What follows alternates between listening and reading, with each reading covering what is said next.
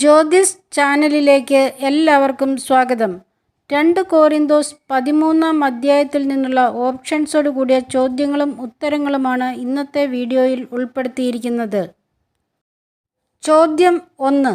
എത്ര പ്രാവശ്യമാണ് താൻ അവരെ സന്ദർശിക്കാൻ ചെല്ലുന്നത് എന്നാണ് ശ്ലീഹ കോരിന്തോസുകാരോട് പറയുന്നത്?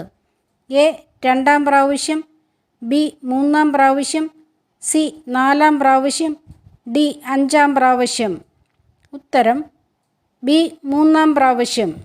ചോദ്യം 2. എത്ര സാക്ഷികളുടെ മൊഴിയിന്മേലാണ് ഏത് കാര്യവും സ്ഥിരീകരിക്കേണ്ടത്?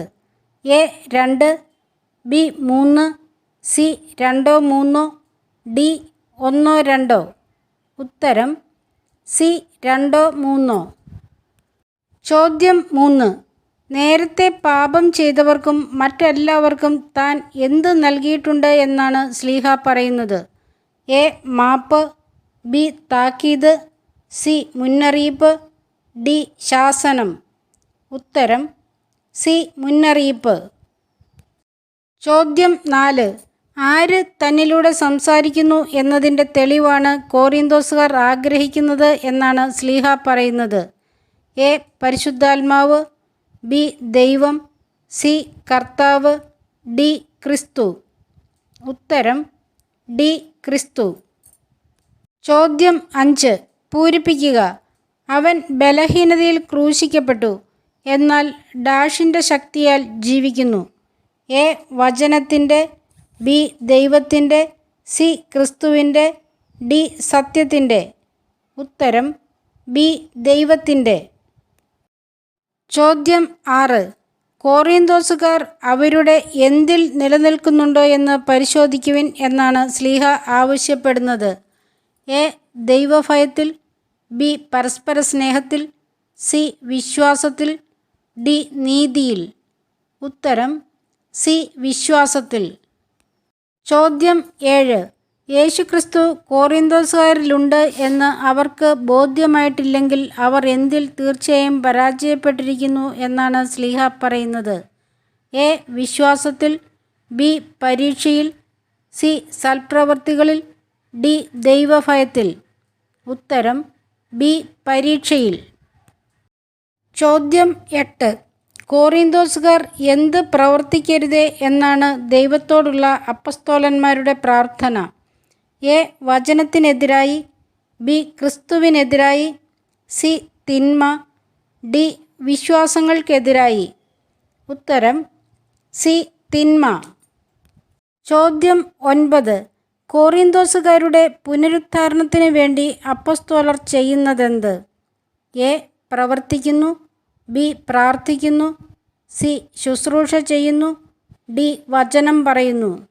ഉത്തരം ബി പ്രാർത്ഥിക്കുന്നു. ചോദ്യം 10. എന്തിനു വേണ്ടിയാണ് കർത്താവ് ശ്ലീഹായെ കോറിന്തോസുകാരുടെ മേൽ അധികാരപ്പെടുത്തിയിരിക്കുന്നത്? എ വളർത്തിയെടുക്കാൻ, ബി നന്മ പഠിപ്പിക്കാൻ, സി സന്മാർഗികളാക്കാൻ, ഡി ദൈവഭയമുള്ളവരാക്കാൻ.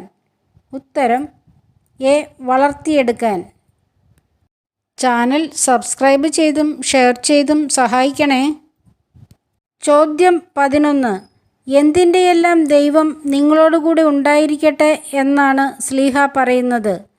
എ ശാന്തിയുടെയും സമാധാനത്തിൻ്റെയും, ബി സ്നേഹത്തിൻ്റെയും കാരുണ്യത്തിൻ്റെയും, സി അനുഗ്രഹത്തിൻ്റെയും നന്മയുടെയും, ഡി സ്നേഹത്തിൻ്റെയും ശാന്തിയുടെയും. ഉത്തരം ഡി സ്നേഹത്തിൻ്റെയും ശാന്തിയുടെയും. ചോദ്യം 12. എപ്രകാരം അന്യോന്യം അഭിവാദനം ചെയ്യുവിൻ എന്നാണ് ശ്ലീഹ പറയുന്നത്? എ സ്നേഹചുംബനം കൊണ്ട്, ബി വിശ്വാസചുംബനം കൊണ്ട്, സി കാരുണ്യ ചുംബനം കൊണ്ട്, ഡി വിശുദ്ധ ചുംബനം കൊണ്ട്. ഉത്തരം ഡി വിശുദ്ധ ചുംബനം കൊണ്ട്. ചോദ്യം 13. ആരെല്ലാവരും നിങ്ങളെ അഭിവാദനം ചെയ്യുന്നുവെന്നാണ് ശ്ലീഹ പറയുന്നത്? എ സഹോദരന്മാരെല്ലാവരും, ഡി വിശുദ്ധരെല്ലാവരും, സി അപ്പോസ്തലന്മാരെല്ലാവരും, ഡി മറ്റ് സഭകളിലുള്ളവർ. ഉത്തരം ബി വിശുദ്ധരെല്ലാവരും. ചോദ്യം 14. പൂരിപ്പിക്കുക. കർത്താവായ യേശുക്രിസ്തുവിൻ്റെ ഡാഷും ദൈവത്തിൻ്റെ സ്നേഹവും പരിശുദ്ധാത്മാവിൻ്റെ സഹവാസവും നിങ്ങളേവരോടും കൂടെ ഉണ്ടായിരിക്കട്ടെ. എ. കൃപ, ബി. കരുണ, സി. അനുഗ്രഹം, ഡി. കാവൽ. ഉത്തരം എ. കൃപ.